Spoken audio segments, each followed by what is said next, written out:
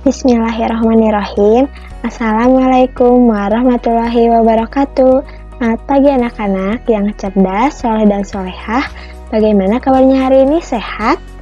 Mudah-mudahan kita semua selalu dalam keadaan sehat ya.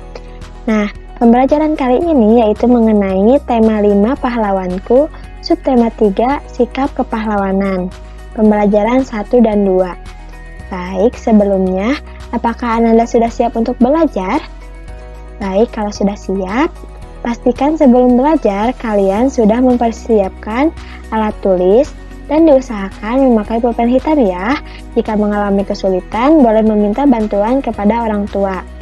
Baik, untuk materi pembelajaran kali ini yaitu yang pertama, pahlawan Indonesia, yang kedua, sikap-sikap yang sesuai dengan pengamalan sila Pancasila, yang ketiga yaitu mengenai cermin.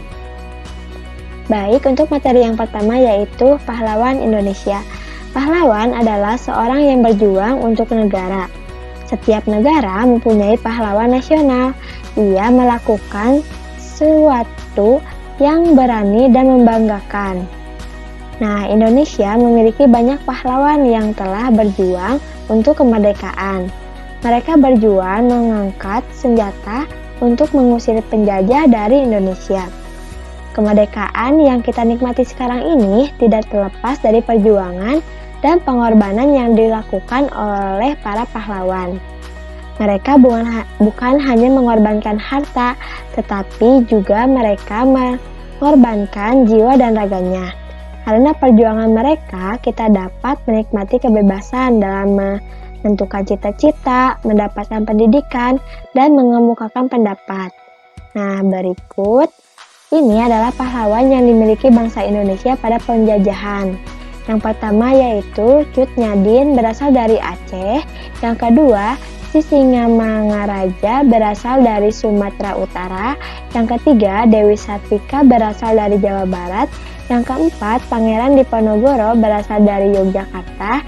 Yang kelima, Pangeran Antasari berasal dari Banjarmasin, Kalimantan Selatan. Yang keenam, Kapitan Patimura berasal dari Maluku. Yang ketujuh, Silas Papare berasal dari Papua.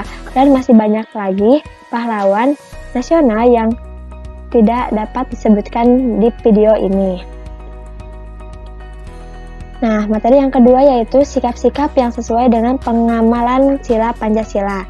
Sikap-sikap yang sesuai dengan nilai Pancasila yang pertama yaitu sila pertama, taat menjalankan ibadah, menghormati hak-hak umat beragama lain dalam beribadah.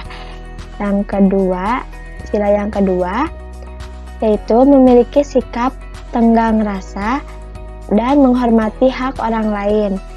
Sila ketiga yaitu menghargai produk buatan bangsa sendiri dan mengutamakan kepentingan bersama daripada kepentingan sendiri. Nah, sila yang keempat yaitu menghargai perbedaan pendapat dengan orang lain dan mengembangkan sikap demokratis. Dan sila yang kelima, menghargai hasil karya orang lain dan membantu korban bencana alam. Baik, untuk materi yang ketiga yaitu cermin. Cermin merupakan salah satu benda yang dapat memantulkan cahaya. Cahaya yang dipantulkan oleh cermin merupakan salah satu contoh pemantulan teratur. Nah, berdasarkan bentuknya, cermin dibedakan menjadi 3 macam, yaitu cermin datar, cermin cekung, dan cermin cembung. Baik, sifat-sifat bayangan dari setiap jenis cermin yang pertama yaitu cermin datar. Ukuran besar dan tinggi bayangan sama dengan ukuran bendanya. Kemudian, kenampakan bayangan berlawanan dengan benda, misalnya tangan kananmu akan menjadi tangan kiri bayanganmu. Bayangan bersifat semu atau maya, artinya bayangan dapat dilihat di dalam cermin, tetapi tidak dapat ditangkap oleh layar. Contoh, benda yang menggunakan cermin datar yaitu cermin rias. Nah, sifat bayangannya tadi apa? Ukuran bayangannya sama dengan ukuran benda. Kemudian, kanan kiri bayangan terbalik dengan benda aslinya. Kemudian, bayangannya semu, tidak dapat dipegang secara nyata. Yang selanjutnya yaitu sifat bayangan dari cermin cekung.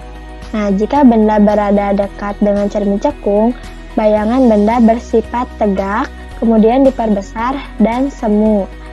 Jika benda berada jauh dengan cermin cekung, bayangan bersifat nyata, terbalik, dan diperkecil. Contohnya bagian cekung sendok makan, lampu senter, dan lampu mobil.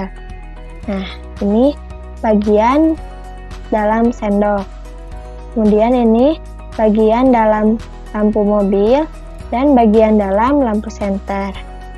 Yang terakhir yaitu sifat-sifat bayangan dari cermin cembung. Kenampakan bayangan pada cermin cembung yaitu semu atau maya, tegak, dan diperkecil dari ukuran benda yang sebenarnya. Contohnya, cermin cembung yaitu bagian cembung sendok makan dan kaca spion. Nah, ini bagian belakang atau bagian luar sendok dan kaca spion bagian luar. Nah, sekian materi yang dapat disampaikan, mudah-mudahan dapat dipahami oleh anak-anak di rumah. Terima kasih anak-anak kelas 4A dan kelas 4B SDN Palasari 3. Mohon maaf apabila ada salah kata yang diucapkan. Wassalamualaikum warahmatullahi wabarakatuh.